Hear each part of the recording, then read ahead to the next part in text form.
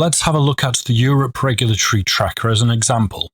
It's up here in Data, Regulatory Trackers, then down here among our other trackers. Updated monthly, it contains data for 40 countries, including all the 27 member states of the EU, plus a number of other non-EU European countries. We split the regulatory data into 5 policy areas. 1. Product restrictions, dealing with restrictions on, for example, the size of the tank or nicotine strength. 2. Sales channels, tracking restrictions on routes to market for vape products. 3. Public restrictions on where you can vape as a user. 4. Taxation, applicable to some markets and not others, as you can see in this map here. And finally 5. Advertising and marketing restrictions.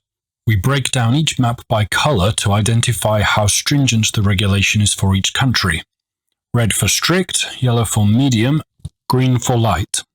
All the countries are shown down the side here, so click on a country and then you can look at the various different policy areas in here. The data in the regulatory trackers is a summary of the current enacted laws in each policy area on the left, and details of any future laws coming up on the right.